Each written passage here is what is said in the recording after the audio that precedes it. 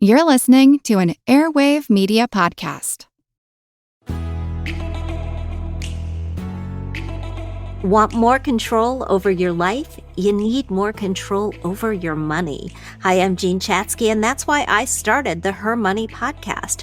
From understanding your money personality to taking steps to earn more, spend wisely, invest for tomorrow, and protect it all, I can help you get there. So join me. Subscribe to Her Money with Jean Chatzky wherever you get your podcasts.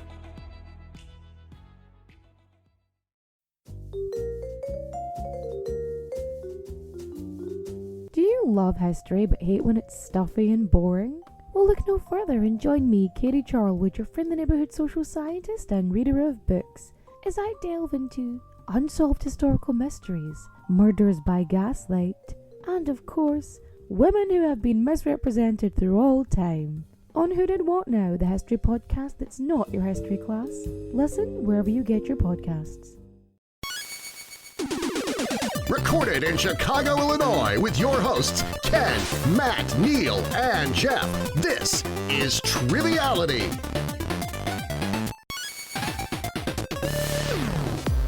Hello and welcome to Triviality, the game where a lack of seriousness meets a little bit of knowledge. Here in the studio with Neal, and we have Matt in the D.C., Baltimore area. The DMV, as Matt like to calls it. Is that what it's called? I came up with that. It's yeah, true. you did. The what does that stand for? The D.C., Maryland, Virginia area? Yeah, I believe that is what I came up with when I invented that. Yeah. Well, speaking of the DMV, where you go and sometimes your soul dies a little bit at the DMV, where it doesn't die is at the dinner table, because we have a nice spread here. Nice try. We have a nice Thanksgiving spread here, because this is the episode that's going to release right before Thanksgiving. Yes, and of course, it is still early October, Yep. so our table is set and our food will rot on the table. Thanksgiving at the DMV sounds terrible. You wait in line for 2 hours and find out it wasn't the stuffing line, All it was it the is cranberry line, and they send you over there for the stuffing, and Just you never get cranberry it. sauce. all the candied yams are gone. So I think we talked about this a little bit on our famous crop drops, but Yeah. what do you like from Thanksgiving? What do you dislike? What do I like from Thanksgiving? I love, any sort of potato is good with me. We have, the turkey is good. I like putting a lot of gravy on it because I don't like dry turkey. I don't think anyone does. I just want to eat the olives before dinner. That's what I want. Olives. Is that something you eat before You know, dinner? like a relish tray. Yeah. Pickles, Oh, olives, you like something you can like nibble at or whatever. Matt, Sahara dry turkey. Yeah, that's what I want. is that a turkey from the Sahara Desert that you find? And It's the It's moistest pre-dry. turkey. It's pre-dry, and then you cook it in the oven, and it becomes even drier. have you ever had a deep fried turkey though? I will say that was really good one year. No, I haven't. It was like It's 12 fine. years ago. It's not worth it. It could explode. That's Everyone true. It knows is that. dangerous. So don't do that at home, kids. But we got Do a it great at someone game else's today. home. Yeah, we do have a great game today, and as we like to say here, Triviality is the deep fried turkey of podcasts, because it could explode at any time, but if you get it, it's usually really tasty. So we have some wonderful guests to join us today. Our first guest is going to be a competitor. She's going to partner with Matt today, coming to us from Swarthmore, Pennsylvania. Maggie Ainsley, how are you, Maggie? I'm good, thanks. Glad to be here. So nice to have you here, and tell us a little bit about yourself and what you're up to in Pennsylvania. So I've got two boys. They're 17 and 20, and I work as a hospital chaplain. And I have a really long commute, which is how I discovered all these great trivia podcasts. Well, we're excited that you've been listening to our podcast and got into it, and it's so nice to have you here as a listener and as a contestant today. And boys 17 and 20, how's that been? Has that been stressful at all, or are they good guys? They're really good guys. And one of the best things to come out of the pandemic was their relationship with each other. So they're really good kids. That was very wholesome. Yeah, and if they need help starting a podcast, Pennsylvania Brothers, we'll give them some help. Nice. Well, thank you for being here, and you're going to be partnering with Matt today, and you have a trivia team name that you use for games. So what's that name? And then Matt, I think you had a little bit of a alteration to that name. So I got written in a local election by my husband, who dislikes uncontested contests on ballots. So I'm now a minority inspector of elections via being a write-in candidate. So my usual team name in pub trivia is write-in candidates. Yeah, and we are. You are going to be a mix 'em up pun name, which would make more sense if you said yours first. But we're going to be the write-in Manchurian candidates. What was your team name? Well, like we said, it's early October, so all the horror movies are coming out. We're kind of looking forward to seeing Exorcist Believer. It's always nice to see some horror movies around Halloween. Made by Danny McBride, right? Yeah, Danny McBride and David Gordon Green. So we're going to be Pineapple Expressorcist. Yep, the Pineapple Expressorcist. But we need a host to play this game. We're super excited to have an Oakland 5 supporter from Turlock, California with us today, hosting the game, writing the game, all that good stuff. Pete Lorenz, how are you, Pete? I'm doing good. Thanks for having me. I'm really excited. Of course, yeah. Thank you for being here. Yeah, thanks. So I live in Turlock, California. I work for the local utility company here. I'm originally from Maryland. I did grad school at Clemson in South Carolina, worked for a couple years in Arkansas, and then my wife got a great job out here in the Central Valley of California. And so we moved out here in 2019, got married in 2020, the weekend before the pandemic. Oh, Just wow. snuck it in. We know that feeling, Pete. We did a big meetup before Geek Bowl 2020, and then the pandemic hit. So a lot of big celebrations, and all of a sudden everything shut down. So hopefully you got to make it up with a honeymoon maybe later on with your wife. Oh yeah, and actually that whole incident gets referenced in one of the questions. So we will we'll see a little bit about that. Well, little teaser there from Pete. So Pete wrote the game, and we're going to hear the rules so we can get going. So let's go to the rules read and see who happens to be behind door number 1. The rules of the game are simple. 20 questions split into 2 rounds worth 10 points apiece. At halftime, there'll be a special swing round designed by this week's host. After regulation, players will enter the final round with the points that they've accumulated and will have a chance to wager 0 to 30 points on 5 categorized questions. At the end of the game, someone will be named the cream of the crop. The cream of the crop. Wow, what a surprise. It was a surprise. Someone I did not expect out of all the rules. Most likely we have. Darren, because if I don't know ahead of time who's reading the rules, I just throw Darren in there. So, yeah, I don't like to load in all my files later. I like to have all my files ready to go. So probably Darren. Yeah, probably Darren. Well, thank but you, great probably job. Darren. Yeah, thank you. So it looks like it's going to be team the Write-In Manchurian candidates versus the Pineapple Expressorcist. Pete, take it away. We're ready to go. All right, so I am a huge sports trivia buff, but most of that has been relegated to the non-regulation rounds, and even those aren't all strictly sports trivia, just a way for me to get some nuggets in there. The rest of the quiz is basic broad trivia with a few hints and patterns scattered throughout. Oh, So I just saw Matt go through many stages of interest. It was a lot of fun. I was looking straight at him. And Yeah. Well, that's okay. I look forward to the Nuggets questions. all right.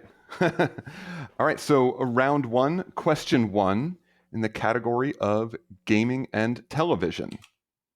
The video game Baldur's Gate 3 has been a smash hit across multiple platforms. The game opens with your character confronting a monster that is also encountered in Season 3 of what hit streaming series? Yep, I would assume that you are correct, Neil, and let's go ahead and lock in. So, Matt, I have no idea. If I was playing by myself, I'd say Stranger Things just because I don't know any other hit streaming series that might involve a monster in a video game, but I have no idea. Yeah, I don't know if this is referring to House of Cards, but probably not. So I would also guess Stranger Things. So we can lock it with Stranger Things. That's a good joke on multiple levels, Matt. I appreciate it. Yeah, we said Stranger Things as well. I know they play D&D in Stranger Things, and Baldur's Gate is a D&D property. So Stranger Things. Yep, and that is exactly the logic right there. Baldur's Gate 3 is based on Dungeons & Dragons. It starts with an encounter with a Mind Flayer, which was the primary antagonist in Season 3 of Stranger Things. Cool. So points all around. You don't want to start with an encounter from a Mind Flayer. Your party's pretty effed in that case. Yeah. I gotta say. You usually want to work your way up from Orc or something like that. Start with a Cobalt and then work your way up to Mind Flayer. Oh, for sure. They had to make it a kind of good Mind Flayer in Baldur's Gate because, otherwise. It's not. It was a baby Mind Flayer. It's not Matt's favorite Mind Flare, which is a Ric Flair monster. Chris Angel's Mind Freak shows up at the beginning. That would be the worst D&D monster you could face for sure. Watching a Chris Angel for 2 hours. Okay. All right, question 2 in history. Arthur Rostron was awarded the Congressional Gold Medal and Knight Commander of the Order of the British Empire for his heroic and decisive efforts in April of 1912 as the captain of what ship? Do you think this has something to do with the Titanic, or is that too early? The Titanic, I believe, is 1909. I think it's earlier. Oh, okay. Maybe I'm wrong. All right. So you were saying potentially that this might be the Titanic, and I tried to talk you out of it thinking that it was too early, but you might be right. It might be 1912. What heroic and decisive efforts did you think he took? I thought he don't might know. have been the captain of one of the rescue ships, Oh, maybe. but I don't know. And my husband is going to be really angry with me because Titanic is like one of his hobbies and one of the things he loves most about it. He's going to be so mad He if I don't watches it remember every the day. year. He's a big Kate Winslet fan. No, about it in history. The actual history, yeah. Yeah. But that's okay. the only thing that I could come up with. I don't know if you had Well, no, I another can't think of any other boats right now. So I'm good with Titanic. We can lock in with that.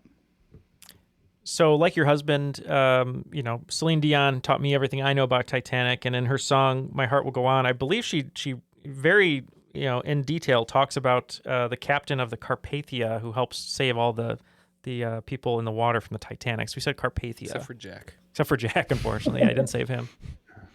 I might have missed that verse in the song, but yeah, that's right. It is the Carpathia. He was the captain of the ship that rescued many, many people from the lifeboats on the Titanic. All right, question number 3. In music, what Simon and Garfunkel single, the title track on their final album together, did Billboard magazine call a beautiful, almost religious-oriented ballad? So we both had different guesses on this one, but Neal's reasoning was sound, so we're going to go with his answer. So, All Matt, right. I'm thinking go it's for it. Bridge Over Troubled Water, but I don't know if that was their last album. But that's the most sort of ballad, religious-oriented ballad that I can think of. Yeah, and I feel like that's probably their most recognized song. He said it was the song was the title of the album, right? Yeah. Okay, because The Boxer is also off that album, and that's a really popular album, or a popular song too. But I'm pretty sure that Bridge Over Troubled Water is correct, so we can lock in with that. Yeah, not a lot of people know that this song is actually about playing a card game on a boat. But what did we say? Well, I know that your favorite artist of all time is Clay Aiken from American Idol, who did a beautiful rendition of this song. And we agree. We think it's Bridge Over Troubled Water. And everyone's right. Their last album together was Bridge Over Troubled Water. Okay. Question 4 in art history. What Dutch artist was known for his use of expensive pigments, especially the blue ultramarine, which might partially explain why he died in debt in 1675? All these famous artists and composers, they always die in debt too. And then, of course, now we're listening to all their stuff over and over again. And Ken, you just wrote down what I would have guessed, and I'm good with it. All right. All right. Thinking up through all the Dutch boy paints. Ultramarine, I don't recall. How many Dutch painters do you know? Is it Vermeer? Or is he later than that? Vermeer, that would make sense. Girl with the pearl earring, big blue headband on that painting. And I can't think of any other Dutch painters right now. So do you want to go with Vermeer? I mean, because it wouldn't be Rembrandt. He didn't use a lot of blue, and he, I think, is earlier. Mm-hmm. But I could be wrong. I mean, I can almost talk myself in or out of anything, but... I mean, we always go between Rembrandt and Vermeer, and I always pick the wrong one. But this time I feel pretty confident with Vermeer, just because based on what I've seen of his works, it's very blue. Yeah. Let's go with that. Mm-hmm.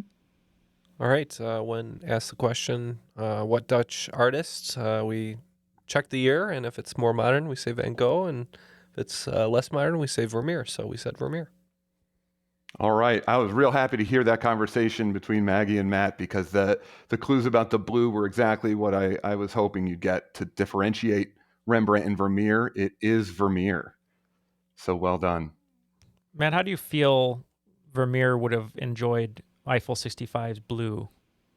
I don't know if he could have afforded it based on. That's true. It's a lot of blue. Very expensive.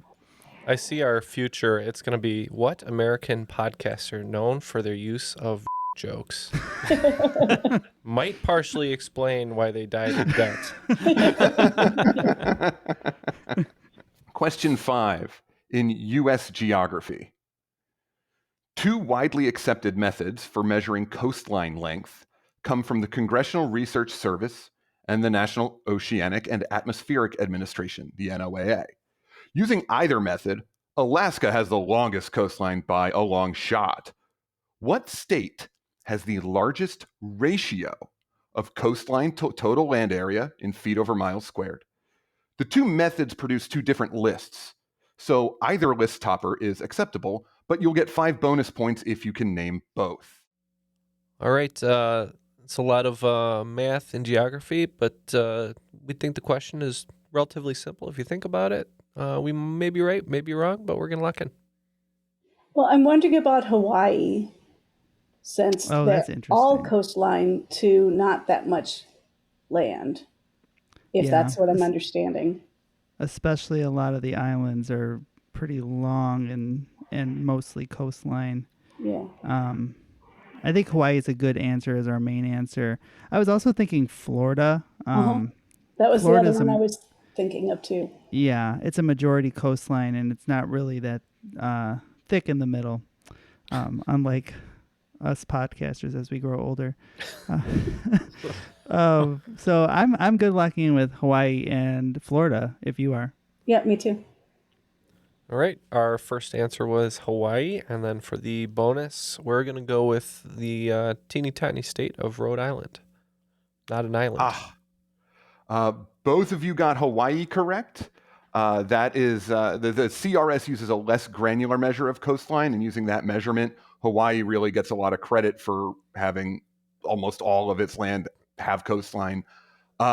Florida and Rhode Island were near the top of the other list, but topping that list with all its little nooks and crannies on the more granular measurement is my home state of Maryland. The Chesapeake Bay really carves out a lot of coastline there.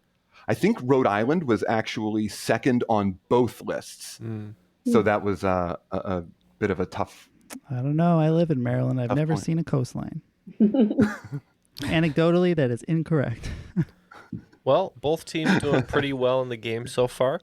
Looks like our team has 50 points over here, and the write-in Manchurian candidates have 40 points. All right. We'll move on to question 6.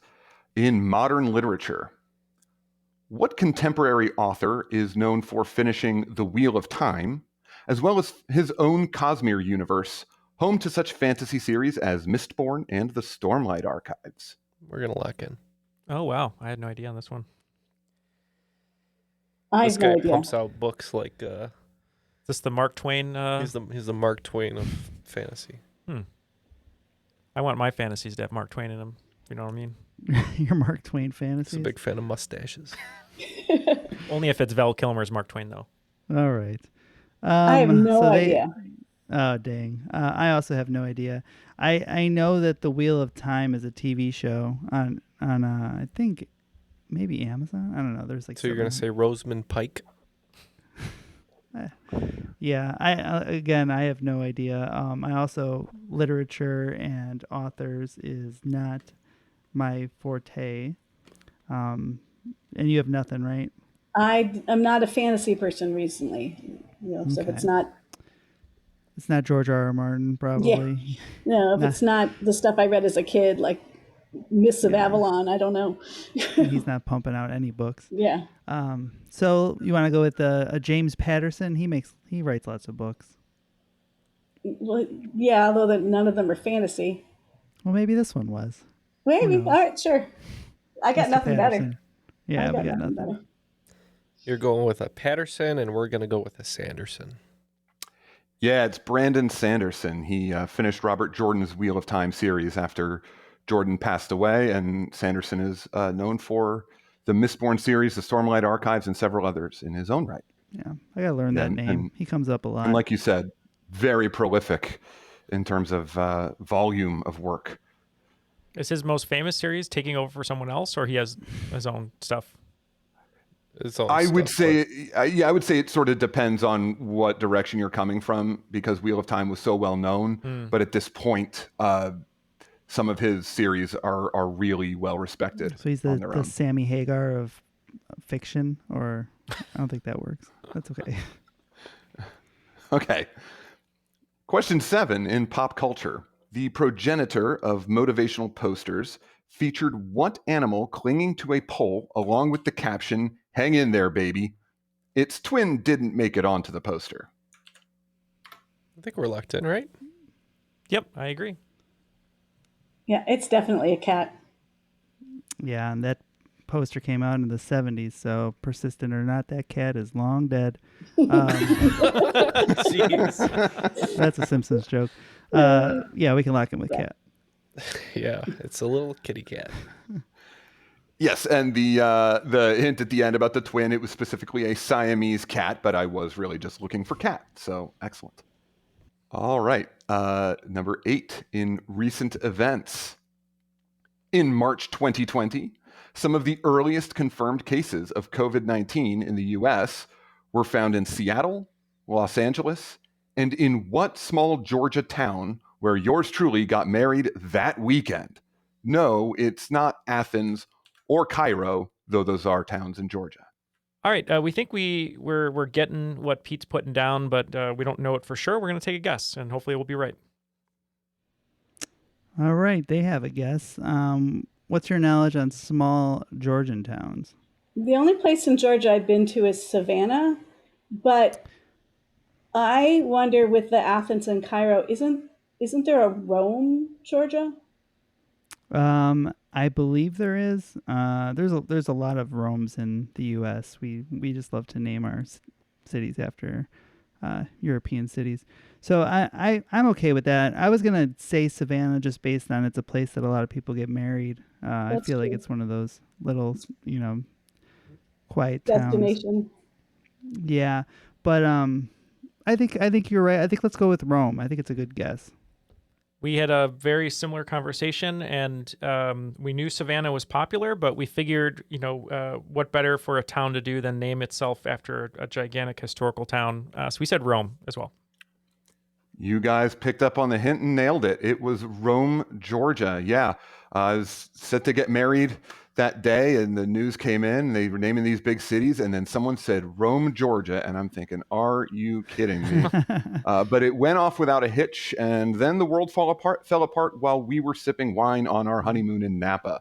Yeah. So, well, when in Rome, right? That's what they say. Not a lot of people know this, but the philosopher Lou Bega in his song "I've Got a Girlfriend Everywhere" had a girl in Rome, and he actually meant Rome, Georgia. He didn't mean the Rome. Yeah. That makes a lot of sense. Yeah. And if just like the TV show Rome, if you go to Rome, Georgia, everyone's just naked. I can verify that is not the case. It's just Jim Rome naked in Rome. That's a new clue card, right? It was Jim Rome naked in Rome, Georgia. All right, number 9, the periodic table. Which chemical element, directly underneath carbon on the table, has been speculated by astrobiologists to be an alternative base element for life? Here on Earth, it'd be more likely to serve as the basis for an artificially intelligent being. All right, we don't have a very good read on this. I know approximately where in the table this would be, but I'm not sure what the number is, so we're just going to take a stab. All right. So they have a guess. Do we have a guess? I'm not a huge periodic table person, but based on the rest of the question, isn't it silicon? Because of Silicon Valley and artificial intelligence, and I think I've heard people talk about silicon-based life. That is a really good guess. I'm pretty sure that's SI, and that's in that general vicinity of where carbon's at. So I think that's a really good guess. So I'm pretty confident locking in with that. Good guess. I'm pretty sure carbon is 8, so we were trying to think of something in the teens, but again, I'm not sure where our guess lies on the chart, but we just said iron. Yeah, Maggie, you knocked it out of the park on that one. The idea was the artificially intelligent being here on Earth might be based in computers, so it is silicon. And yeah, because it has so many similarities chemically with carbon, that is the one speculated to be an alternative base for a life form. Nice job. Great reasoning, Maggie. That was great. Way to carry me, Maggie. All right. And question number 10, the final question of round 1 in hobbies and passion projects. NaNoWriMo is a worldwide event that takes place during the month of November. What does it stand for? Hint, the no doesn't stand for November. We can lock in. And it should be noted that in NaNoWriMo, the rye is spelled with a W, so W-R-I. All right, so they're locked in. I think I could parse together some of this. Do you have any initial thoughts? I have had friends that have participated in this, but I don't know what each of the parts are. I know it's national and then something about Writers Month, but I don't know what the no means. Oh, no. Is it like nonfiction, national? Well, since Neal locked in so quickly, it's not No Shave November. Yeah, I never have anything to shave, so yeah, definitely don't go that way. All right, so we have a general idea about national and writing and month, and we had a long discussion about the N-O before. I just said novel, and it's like, hey, that starts with N-O, so we're going with National Novel Writing Month. Yeah, so close. I think, your love of Pokemon may have hurt you there with the NaNoWriMo Pokemon, but it's actually, no, you're right. It's National Novel Writing Month, so we locked in with the same. Oh, man, you scared me there, Neal. I just evolved my NaNoWriMo, actually. Yeah, with the buzzer-beating shot, it is National Novel Writing Month. Well, it looks like both teams are doing pretty well in this game so far. Our team, Pineapple Expressorcist. Wow. and the write-in Manchurian candidates with 80, and we have 90. Yeah, and we wanted to take a quick moment to thank all of our patrons for helping make the show possible, helping make all of our bonuses possible. If you'd like to go to Patreon to help support the show, you get some of the newest episodes ad-free. You get those episodes even a little bit earlier than normal, and you get 2 bonus audio episodes a month, the Crop Drop and a Patreon bonus. You can go to patreon.com/trivialitypodcast. And the patrons are also allowing us to do our Bloodsport series, which we're in the middle of right now. And actually next week on the 24th, the final Bloodsport series will begin on Friday the 24th, which will be 8 competitors from different parts of the world trying to find out who will reign supreme and be the Bloodsport champion for Season 3. So thank you to all of our patrons for making that possible. And you can join all of them at patreon.com/trivialitypodcast. Pete, what do you have in store for us today for the swing round? All right, you are going to have to indulge me on this one. This is before and after American Pro Sports Teams edition. So, each clue will consist of a reference to a pro sports team in North America, as well as a reference to something not at all related to sports, but which references the team's location. So, for example, a rock band made up of stinging insects who got famous for their hit single Lifestyle of the Rich and Famous would give you the answer Good Charlotte Hornets.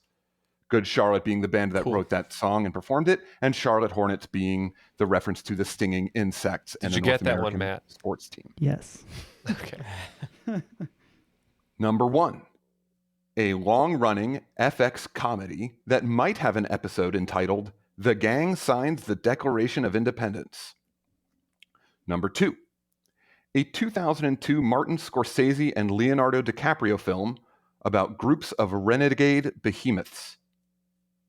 Number 3, a 1993 rom-com in which Tom Hanks and Meg Ryan struggle to battle insomnia and a sea monster of Scandinavian legend. Number 4, an airplane that made a famous flight across the Atlantic alongside a flock of little red birds. Number 5, a 1939 film featuring Jimmy Stewart traveling across the country to learn about casting magical spells. Number 6. Tracy Turnblad sings a musical opener about her state bird. Number 7. A Grammy-winning 1968 single in which Dionne Warwick asks how to locate deep-sea predators. Number 8. Will Smith offers a warm greeting to Santiago's rival in The Old Man and the Sea. Number 9. A sitcom about a radio program that focuses on a big cat native to the Indian subcontinent. Number 10. A semi-autobiographical novel by Betty Smith about a plant sprouting from a basketball hoop. All right, we have 10 great questions there, and we'll be back with, hopefully, 10 great answers. When Johann Rall received the letter on Christmas Day 1776, he put it away to read later. Maybe he thought it was a season's greeting and wanted to save it for the fireside. But what it actually was a warning, delivered to the Hessian colonel, letting him know that General George Washington was crossing the Delaware and would soon attack his forces.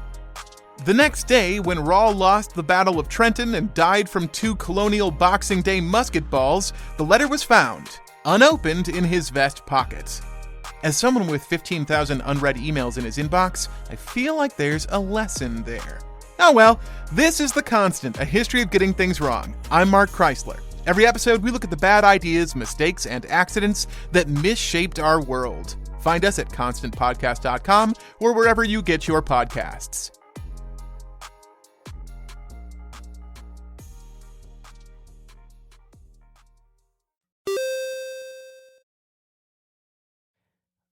All the answers are now locked in, so we're going to throw it back to Pete. And right before we do that, we just want to say thank you to everyone over at the Crop and Discord for playtesting and helping all of our hosts out with any suggestions or ideas. It's always just a great thing for you to do that for all of our guest hosts, and we appreciate it. But if you'd like to just hang out and talk with other people who listen to Triviality, feel free to hang out in the Crop and Discord. Pete, let's hear those clues one more time, and we will give you our before and afters. All right. So, number 1, a long-running FX comedy that might have an episode entitled The Gang Signs the Declaration of Independence. All right, we're starting off with It's Always Sunny in Philadelphia, 76ers. We agree. It's Always Sunny in Philadelphia 76ers. All right. Both of you got that one right. Mm-hmm. Number 2, a 2002 Martin Scorsese and Leonardo DiCaprio film about groups of renegade behemoths. We went with Gangs of New York Giants. Yeah, if all the behemoths were named Nick, it might be the New York Knicks, but we went Gangs of New York Giants. Yep, this one, the brevity here fooled some people in playtesting, but not you guys. Gangs of New York Giants. Number 3, a 1993 rom-com in which Tom Hanks and Meg Ryan struggle to battle insomnia and a sea monster of Scandinavian legend. We said Sleepless in Seattle Kraken. That's what we said too. Sleepless in Seattle Kraken. Yep, one of the newest teams in North American pro sports are the Seattle Kraken in the NHL. All right, number 4, an airplane that made a famous flight across the Atlantic alongside a flock of little red birds. We said The Spirit of St. Louis Cardinals. Worst fans in baseball, the Spirit of St. Louis Cardinals. Love that. Yeah, it's the Spirit of St. Louis Cardinals. Not much spirit, according to you, Matt, and other Cubs fans. Noted. Number 5, a 1939 film featuring Jimmy Stewart traveling across the country to learn about casting magical spells. I always forget that's 39. You got Wizard of Oz and Gone with the Wind, and Mr. Smith Goes to Washington Wizards. Didn't go to Hogwarts. It's Mr. Smith Goes to Washington Wizards. Yep, you guys have nailed all 5 of them so far. Number 6, Tracy Turnblad sings a musical opener about her state bird. This one is one of our favorite musicals, me and Colleen, and it's from Hairspray. So we said, don't rope me into this. It's from Hairspray. We said, Good Morning, Baltimore Orioles. The only musical I've seen live outside of Colleen's productions from Hairspray, Good Morning, Baltimore Orioles. Yeah, it is. You could have been fooled because there is another bird team from Baltimore, the Baltimore Ravens, but the state bird is the Orioles. Be cool if it was the Ravens. I would have been fooled because I literally said Orioles got it locked in and didn't even think about the Ravens.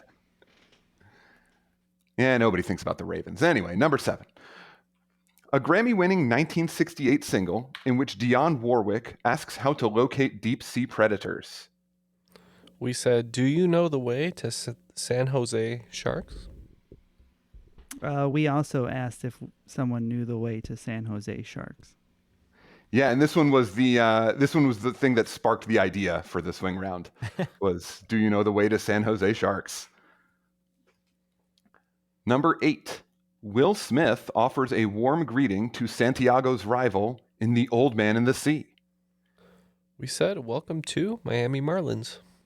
I had to embarrassingly ask if he was his rival was a marlin or a dolphin, but we said, welcome to Miami Marlins. Incidentally, he actually does catch dolphins in the book, but the book is about him tracking down a large marlin. Yeah. It would be better if the villain was a dolphin. That's true. I will say I give Hemingway credit for having this whole book where he's looking for this marlin. He finally gets the marlin. Instead of getting it and putting on his trophy shelf, he just slaps it and puts it back in the ocean. All right, number 9. A sitcom about a radio program that focuses on a big cat native to the Indian subcontinent. We had a gut feeling on this one. I could never remember the call sign of this show. I know what show it is, but we're just going to go with it. We said WKRP and Cincinnati Bengals. That's what we said Matt too. shaking his head. Because it's right. That's what we said too. Yeah, it is. My beloved Cincinnati Bengals are playing right now, so I'll go catch that one in a little bit. My dad's from Northern Kentucky. What happened with Joe Burrow, by the way? He gets a haircut, gets multi-million dollars, and now he can't play anymore. What's going on? Well, his leg sucks right now, so it's been pretty hard to throw. Hasn't looked very good. Also, Neil, they could have won the last 4 games, and then that comment will look really dumb on November 21st when this episode is released. They'll no doubt be in the playoffs. It'll be okay. How are the Bears doing? They won their first game. They're 5-4 as of this recording on November 21st. What a run. All right, and number 10, a semi-autobiographical novel by Betty Smith about a plant sprouting from a basketball hoop. We said a tree grows in Brooklyn Nets. Yep, that one took us the longest, but we got there. A tree grows in Brooklyn Nets.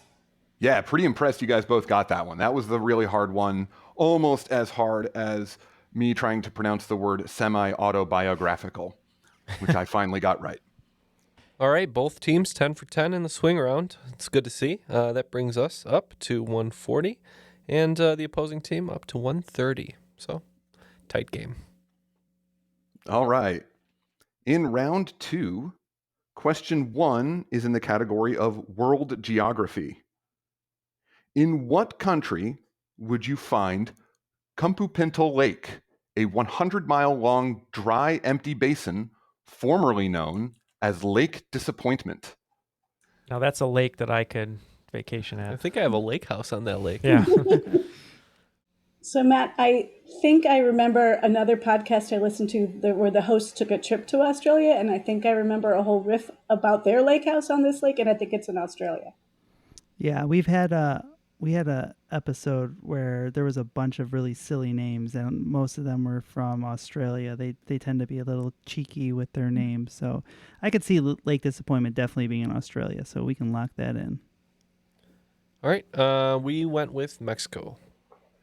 Yeah, you would find Lake Disappointment in Australia, where they really shouldn't have expected to find water in the middle of the desert. I think that's the headquarters of the North Melbourne Kangaroos, unfortunately.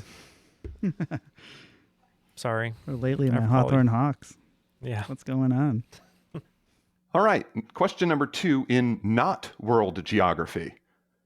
Due to its mention of numerous travel locations around the globe, what 1988 mega hit single by Enya has been likened to an itinerary for the most expensive gap year of all time?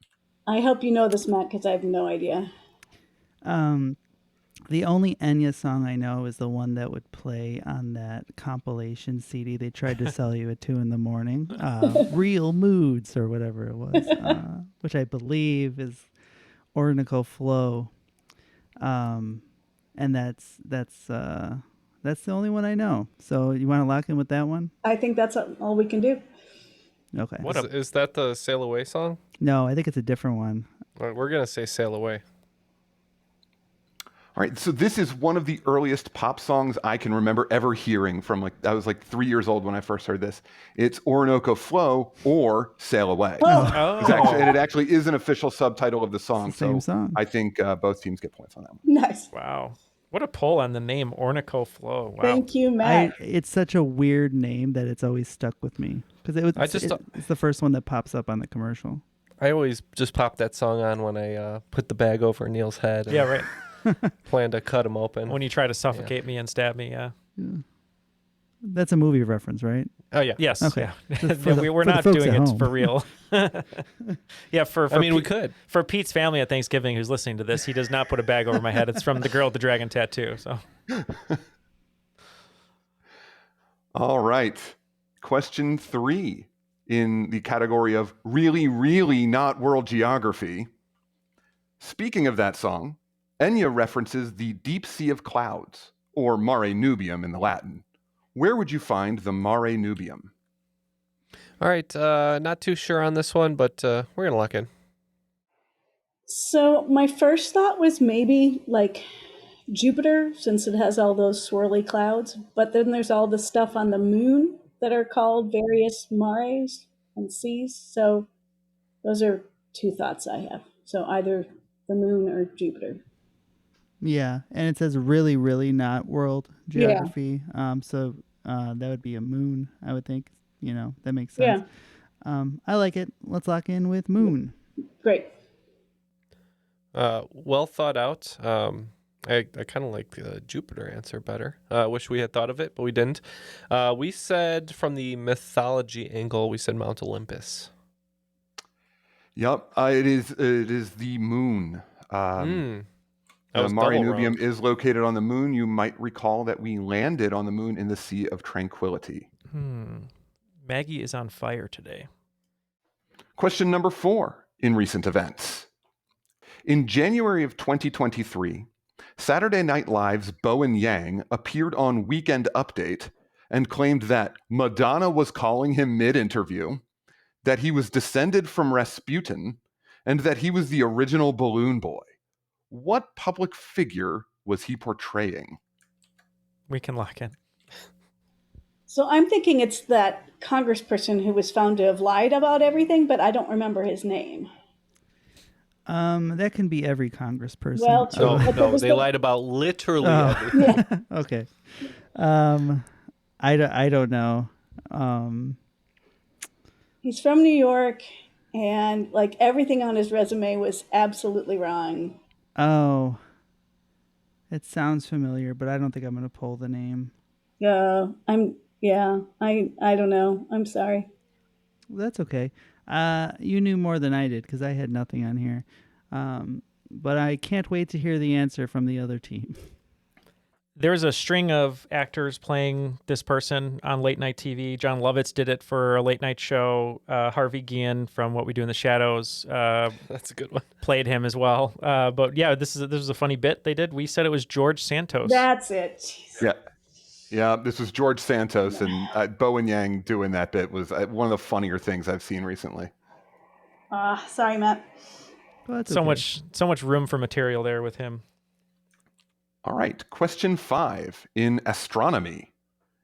In 2018, the spacecraft OSIRIS-REx made its scheduled rendezvous with Bennu and collected a sample from its surface, which returned to Earth in September 2023. What kind of celestial body is Bennu? All right, we're going to go ahead and lock in. So my guess is it's either an asteroid or a comet. And I don't remember that there's been any comets recently. So yeah, my first thought was asteroid. Yeah. And that's 5 years, so it was probably pretty far out there. So that would, I don't think it's a moon or anything like that. Right. So I would definitely be okay locking in with asteroid. Nice. We were also between asteroid and the dog from Full House, and we said asteroid as well. All right. Yes, Bennu is an asteroid. Right. My dad was actually the tag lead on this mission, tag standing for TAG, touch and go. So he and his team planned out the exact method by which the spacecraft approached the surface of the asteroid, collected the sample, and bounced away. Cool. He worked with a contractor with NASA for many years, and this was his last mission before he retired and rode into the sunset. So that was a really cool thing to see the mission control when they announced that the sample was when it was successfully collected. So that's so cool. Did someone drive down like a long desert highway from the military? They went to his house and they're like, "We need you," and he's like, "One last ride, one last ride." Well, we are going to go on one last ride ourselves with the final 5 questions, but before that, we need a score update. It is 170 to 170. You guys gained a little ground in that round, and we're all tied up. Okay. Question 6 in history and technology. What 19th century English mathematician and noblewoman was honored by the internal name for NVIDIA's GPU software in its most recent series of graphics cards? All right. It appears that we are locked in. Is it the right time for Lovecraft? Isn't she the one who... I think it's always the right time for Lovecraft. But isn't that the name of the woman who is like an early precursor of computing person? That sounds great to me. I don't collect these graphic cards. I was more of a Pokemon card collector. So none of this question is for me. And that was your first instinct. So yeah. I think we're good locking in with Lovecraft. It might be totally stupid, but that's what I think is the answer. I don't think. Well, yeah, we think you're close. I don't think too much tentacle on your answer. But if you're looking for a world-consuming monster, I think you're in the right aisle there. Yeah. We locked in with Lovelace for Ada Lovelace. Yep. Yeah, H.P. Lovecraft is the other guy who wrote Cosmic Horror.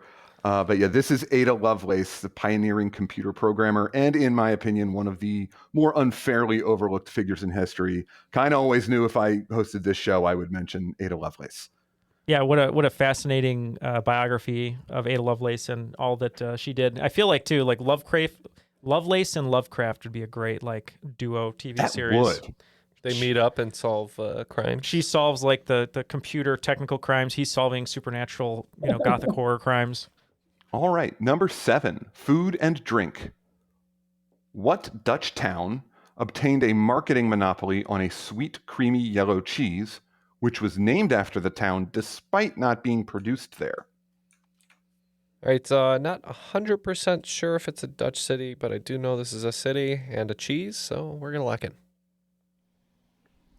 All right, Dutch cheeses. We're probably not looking for a bad cheese or a mid cheese, probably a Gouda cheese, right? Yeah, I there's Gouda and there's Edam, and somehow Edam sounds more like a town to me. But if you feel like it's Gouda, I'm fine with Gouda. I think Gouda might be. I know it's a yellow gooey cheese. That's why. That was my first guess. And I think that basically it became a catch-all phrase based off that term. So I think I'm good locking. I think Gouda's a good answer here. That's fine. It's a Gouda answer? No, it's not. I'm not using that pun. Yeah. I just did. It's too late. Little Dutch boy, what's your favorite kind of cheese? Anything that is sweet, creamy, and fills my tummy with joy. Would Munster fit that category? Munster is my favorite cheese. This is Gouda or Gouda. Bull. Thank you, Matt. Dutch boy, please. I'm going to receive 12 lashings. Sorry. Okay. Oh, Dutch boy's out of control today. It's been a while since he showed up, so He's been in captivity, I think. we just let him out of the dungeon. In solitary. Once again, Pete's family, what the hell are these guys doing? All right. Question number 8 in the category of #winning. What term refers to the mathematical modeling of strategic interaction between predictable agents? It's very useful for economists studying semi-competitive markets, and it landed John Nash a Nobel Prize and a biopic. Thank you for that last bit. We're going to lock in. So, Matt, is this game theory? Or is there a better name for that? Game theory is what I paid lots of thousands of dollars to learn in college as an econ major. And I think that's the name of the movie even. But yeah, I'm pretty sure game theory is correct. It is not the name of the movie. You're probably thinking of The Imitation Game when we're talking about A Beautiful Mind, John Nash. The crying game theory, I think. Or Your Game Theory, which is the game or 50 Cent, who's doing the right in their feud, that kind of thing. Something like that. Yeah. We said game theory as well. Yeah, so my dissertation in grad school was on oligopolies, and we made frequent use of game theory principles. Wow. All right. Question number 9, in measurements. What unit of distance, usually used at sea, refers to a depth of 6 feet? The answer may be difficult to believe. So they're locked in. Is it fathom? Yes. Yeah. Yes, that has to be it. At first, I was thinking something like knot or nautical mile or whatever, but with the difficult to believe, I think it's fathom. Yeah, 100%. Yeah, I don't know the difference between a knot. Is it knot speed?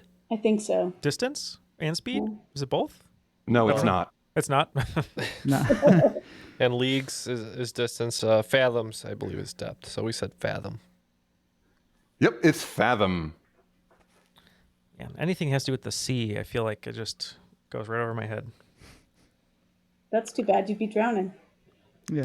That's true. All right, final question of round 2. In classic literature, what Edmund Spenser epic poem was written in the 1580s and presented to Elizabeth I? Sarah J. Maas gets no credit for this one, sadly. So I think it's the Fairy Queen, unless there's something else by Spencer that I'd never heard of.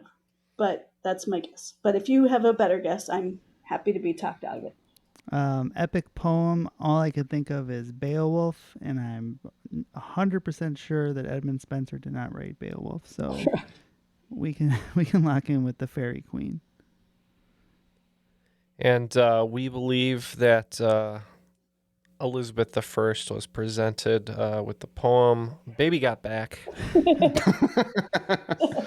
Yeah, sometimes the best way to get the answer is to just cut out the hints and say you know what Edmund Spenser wrote. It's the Fairy Queen. And the hint there, though, was Sarah J. Maas is a contemporary author known for her young adult and sometimes very adult novels involving fairies. All right. Well, following that round, looks like you guys have regained your lead by you're in the lead by 10 points. So Pineapple Expressorcist with 200 points, and you guys with 210. Nice job. It was back and forth the whole time. Great scores going into the final round for sure. And speaking of those scores, we can wager 0 to 30 on all the questions based on the categories. So what are our categories, Pete? Well, the whole final round is themed around the Super Bowl, but only one of them is really going to be Super Bowl trivia. Here are your categories: the halftime show, numbers and titles, celebrity appearances, commercials, and sports. All right. Both teams have determined that their correct answer rate has been pretty good, so we're all feeling confident, and we're going 30s all in. So let's get our questions and see if that was a smart bet. Okay. Question 1. In the halftime show, what 2 performers have each appeared twice in the last decade in Super Bowl halftime shows? If you can only name one, you neither gain nor lose your wagered points. Number 2, numbers and titles. Which Super Bowl remains the only one not officially stylized with Roman numerals? Question number 3, celebrity appearances. With 3 minutes 10 seconds on the clock in Super Bowl 23 trailing Cincinnati, San Francisco quarterback Joe Montana noticed some nerves in the huddle. To lighten the mood, Montana famously pointed out in the stands which star of the films Splash, Stripes, and Spaceballs. Question 4, commercials. What trio made their debut in 1995 during Super Bowl 29 in what Adweek called one of the most iconic alcohol campaigns in advertising history? And question 5, sports. In Super Bowl 5, known as the Blunder Bowl for the 11 total turnovers between the Colts and Cowboys, Dallas linebacker Chuck Howley became the first defensive player to be named the Super Bowl's most valuable player. What other dubious distinction does he still hold as a Super Bowl MVP? All right, that was a lot of words. Let's see if we can come up with a lot of answers after this break. We have our answers all locked in. Pete, let's get the questions one more time, and we'll see who will be today's cream of the crop. All right. Question number 1 in the halftime show. What 2 performers have each appeared twice in the last decade in Super Bowl halftime shows? We thought that this would be Beyonce and Bruno Mars. So hopefully we get at least one. So Yeah, it's tough because I know that Justin Timberlake and Mary J. Blige also have done it, but their other ones were way earlier. But I think it's Bruno Mars and Beyonce. Indeed, Bruno Mars and Beyonce. Beyonce headlined in 2013, Bruno Mars headlined in 2014, and each of them appeared with Coldplay in 2016. Oh, powerhouse Coldplay. Yeah. Number 2 in numbers and titles. Which Super Bowl remains the only one not officially stylized with Roman numerals? Neal informed me that he thought the L would just look stupid for Super Bowl 50, so we said 50. That's exactly what we said too. Yeah, you wouldn't want to be known for capturing a Super Bowl L, so they just allowed Super Bowl 50 to be stylized Super Bowl 50. Number 3, celebrity appearances. With 3:10 on the clock in Super Bowl 23 and trailing Cincinnati, San Francisco quarterback Joe Montana noticed some nerves in the huddle. To lighten the mood, Montana famously pointed out in the stands which star of the films Splash, Stripes, and Spaceballs. Yep, we thought that he saw Uncle Buck in the stands. We said John Candy. The Midwest Polka King, we said John Candy. Yeah, his right tackle was getting really, really nervous, but everyone knew he was a fan of celebrities and enjoyed seeing the stars. So in the huddle, Joe Montana famously took the huddle and said, "Hey guys, look, it's John Candy." And they drove the length of the field and won the game with a touchdown. The way you described that situation, it sounded like Joe Montana just like tamed a couple unruly children. Look, guys, I've seen interviews of the story, and that's what it sounds like. It's Yeah. like if you guys score a touchdown, I'll put on Coco Melon. I think the actual story is Joe Montana said, "Hey guys, you want some candy?" But they said they heard John Candy. He wasn't even there. He wasn't even there. Yeah, he was on set. All right, commercials. Question number 4. What trio made their debut in 1995 during Super Bowl 29 in what Adweek called one of the most iconic alcohol campaigns in advertising history? We said it was the Budweiser Frogs. That's who we said too. Steve Young threw 6 touchdowns, but people only remember Bud, Wise, and It's the Budweiser Frogs. Oh, that's right. They crushed the Chargers, right? It was like 56-14 or something like that. And question 5 in sports. In Super Bowl 5, known as the Blunder Bowl for the 11 total turnovers between the Colts and Cowboys, Dallas linebacker Chuck Howley became the first defensive player to be named the Super Bowl's most valuable player. What other dubious distinction does he still hold as a Super Bowl MVP? This one we threw out so many possibilities, and we just were not sure on any of them. So we thought it would be pretty rare for a player to win MVP for playing so well, but he left the game. He couldn't finish the game because he was hurt or whatever, got ejected. So that's what we said. It must be very exciting to win MVP, but less exciting when the confetti's falling on the other team. I believe he's the only MVP to play for the losing team. Yeah, he played for the losing team. I'm a huge Super Bowl trivia buff. It's like my favorite specific area, and this is probably my favorite nugget of Super Bowl trivia. I just couldn't help myself. Nearly everyone who did something right in that game also did something wrong. And so the MVP went to a linebacker who happened to play for the Cowboys, who actually lost 16-13 on a last-second field goal. So the answer was he played for the losing team. What a fact. Yeah, and a great game from Pete here. We have our final scores tallied, and with an amazing score, Pineapple Expressorsus with 290.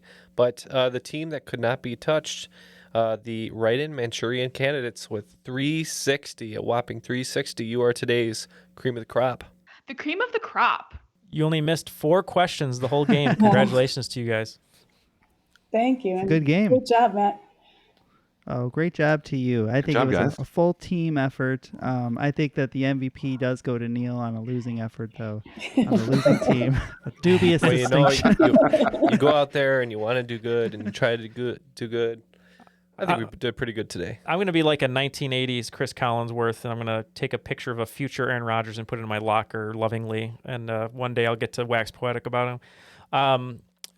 So thank you so much, Maggie, for joining us today. It was so nice to meet you and get a chance to play with you. You're such a good trivia player. What a great job today. Anyone you'd like to shout out or say hello to before we let you go? Oh, I'd love to have like a really honorable thing, but honestly, this time of year right now, all I can say is go Phillies. It's been a fantastic run so far in the postseason, and I hope when we're listening to this in November, it'll be as World Series champions, or it'll just be sad. Go Schwarber. Yeah. Yes. Well, yeah, good luck to them. And Pete, what a great game. All the questions, just so many different varieties of subjects and topics, and you have a great voice for radio. It was so nice to meet you and have you here today. Any shout-outs from you? Yeah, I just want to give a huge shout out to the playtesters on Discord. Just like any creative endeavor, honestly, it's a collaborative effort. I wrote the questions, but there were edits, rewrites, clarifications, and big picture issues that other people pointed out. And they made this show better by improving the quality of the quiz itself. And also, something that I just noticed while we were playing is just how incredibly rewarding it was to hear you guys reason these out and pick up on the clues in real time that I laid down.